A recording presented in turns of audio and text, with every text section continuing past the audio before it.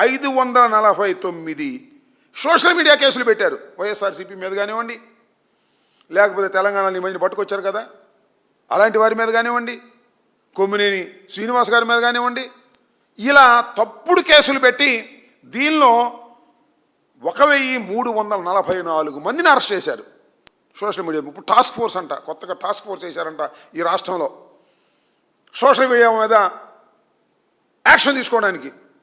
మరి ఎందుకు social media అంటే అంత భయం ఏంటి? మొత్తం టోటల్గా మీడియా మొత్తాన్ని ఆంధ్రప్రదేశ్లో ఉన్నటువంటి TV5, ఈనాడు, ఆంధ్రజ్యోతి, ఇంకా అది మహా టీవీ, అది ఇవన్నీ కలిసి మొత్తం టోటల్గా గిప్పులు పెట్టుకున్నారు. 70%, మోర్ దెన్ 70% రెగ్యులర్ మీడియా మీరేం చెప్తే అదే మాకు వ్యతిరేకంగా చెప్పించడం, లేనిపోని అన్ని దానిలో చెప్పించడం. ఇక సోషల్ మీడియా వచ్చేసింది కదా, సోషల్ మీడియాలో వాస్తవాలు బయటకు వస్తున్నాయి కొన్ని సందర్భాల్లో. మీరేమో నెగిటివ్గా మాకు చెప్పే కార్యక్రమం చేస్తున్నారు, సోషల్ మీడియా అంటే భయం ఇవాళ ఎక్కడ వాస్తవాలు బయటకు వచ్చేస్తున్నాయో అనేటువంటి ఉద్దేశంతో ఇవాళ సోషల్ మీడియా మీద యాక్షన్ తీసుకోవాలనేటువంటి ఉద్దేశంతో మా మీద కేసులు పెట్టడానికి ఒక టాస్క్ ఫోర్సు ఇవన్నీ పెడుతున్నారు. నాకు తెలియకడుతాను ఇన్ని టాస్క్ ఫోర్సులు పెడుతున్నారు, ఇంత అన్యాయం అక్రమం అని చెప్తున్నారు. దీనికోసం DGP గారు క్యాబినెట్ సమావేశంలోకి వచ్చి ఆయన ప్రజెంటేషన్ ఇవ్వటం నాకు అర్థం కాల. నేను ఒకటి అడుగుతా ఉన్నా DGP గారిని, వీళ్ళందరినీ కూడా, ఏమంటే DGP గారు మీ ఆఫీసు కోతవేడు దూరం, చంద్రబాబు నాయుడు గారి ఆఫీసు కోతవేడు దూరం, రాజధాని ఆల్మోస్ట్ ఆల్ కృష్ణలంకలో గాదే సాయి కృష్ణ అనే వ్యక్తి అతి దారుణంగా లాకప్లో మరణిస్తే దాయడానికి ప్రయత్నం చేశారు. కోర్టులకు వెళ్ళారు, మేము మాట్లాడిన తర్వాత ఏం చేయాలో అర్థం కాక చచ్చిపోయి ఒప్పుకున్నారు. ఎప్పుడు కోర్టుల్లో హెబియస్ కార్పస్ పడేసిన తర్వాత, వాదనలు విన్న తర్వాత, ఇదే వేదిక మీద నుంచి నేను మాట్లాడిన తర్వాత వాడు చచ్చిపోయాడయా, బూడి చేశారా అని చెప్పిన తర్వాత గత్యంతరం లేని పరిస్థితుల్లో చచ్చిపోయిన ఒప్పుకున్నారు. దాని గురించి ఏం మాట్లాడరా మీరు? క్యాబినెట్లో సీరియస్ కాదా? దాని గురించి మాత్రం మాట్లాడరు. అంతేకాదు క్రాంతి కుమార్ ఆత్మహత్య చేసుకుంటూ ఎవిడెన్స్ ఇచ్చాడు, దాని గురించి క్యాబినెట్లో డిస్కస్ చేయరు. పవర్ పాయింట్ ప్రజెంటేషన్ ఇవ్వడు మన DGP గారు. సోషల్ మీడియాలో ఏదో జరుగుతుందని చెప్పేసి ఇచ్చేటటువంటి ప్రయత్నం చేస్తున్నారు. మాల గంగమ్మ కానీ, కళావతి కానీ, తిరుపతమ్మ కానీ ఇవేవి వీటి మీద మాత్రం రాష్ట్ర క్యాబినెట్లో మచ్చుకు కూడా ఏమీ జరగదు, చర్చ జరగదు. లా అండ్ ఆర్డర్ గాలికి వదిలేసేశారు. ఇలాంటి దారుణమైనటువంటి అంశాలు. ఇదిలా ఉంటే ఈ 2 సంవత్సరాల కాలంలో మీరు చూశారు, తెలుగుదేశం వాళ్ళు దాడులు చేశారు, వైసీపీ నాయకుల మీద దాడులు చేశారు, ఇళ్ల మీద దాడులు చేశారు, బయటికి వెళ్తుంటే అక్కడ దాడులు చేశారు.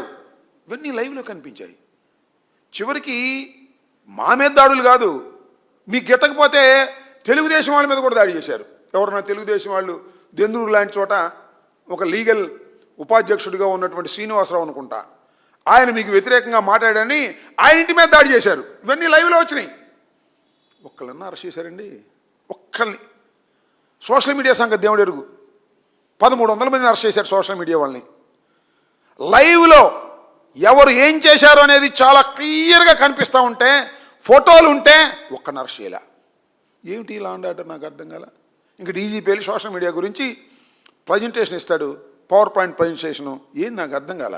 గాలికి వదిలేసేటటువంటి కార్యక్రమం. అంతేకాదు, నిన్న కూడా చెప్పాను నేను, మేము అమరావతి రైతులను పలకరించడానికి వెళ్తే రాయేశారు, పోలీస్ కానిస్టేబుల్ దెబ్బతేలింది, 14 కుట్లు వేశారంట మణిపాల్లో అని పంపించారు. కేసు రిజిస్టర్ చేశారు, ఒక్క కేసు రిజిస్టర్ చేయరు. ఎందుకంటే ఆ రాయేసిన వాడు స్పష్టంగా కనిపిస్తున్నాడు. ఆయన తెలుగుదేశం, ఆయన పెడితే ఆయన పెట్టాలి. అమ్మో ఆయన పెడితే అట్ట ఊరుకుంటాడు, లోకేష్ ఒప్పుకోడు, అందుకని కేసు పెట్టలా. ఎంత సిగ్గుమాలిన పని అనేది. ఒక పోలీస్ కానిస్టేబుల్ తల పగిలి ప్రాణాపాయ స్థితి నుంచి బయటపడితే దాని మీద కేసు పెట్టరు. సోషల్ మీడియా మాత్రం టాస్క్ ఫోర్స్ పెడతారు. అవసరమైతే సిబ్బందిని తీసుకోవాలంట, ఏదో పెద్ద ప్రమాదం వచ్చేసింది దేశంలో. మేము ఇచ్చిన సోషల్ మీడియా కేసుల మీద మాత్రం యాక్షన్ తీసుకోరు, మా మీద మాత్రం ట్రోల్ చేస్తారు. ఎవడు భయపడతాడు? నాకు అర్థం కాలేదు. మీరు డబ్బులు ఖర్చు పెట్టుకోవడం తప్ప ఎవరు భయపడేటువంటి పరిస్థితి లేదని కూడా ఈ సందర్భంగా నేను చెప్తున్నా. ఇలా దుర్మార్గమైన కార్యక్రమాలు చేసి ఇక ఏదో పబ్బం గడుపుకునేటటువంటి కార్యక్రమాలు ఇవాళ దురదృష్టవశాత్తు చేస్తున్నారు. ఇది సరైనటువంటి విధానం కాదని మాత్రం ఈరోజు నేను చాలా స్పష్టంగా చెప్పదలుచుకున్నాను.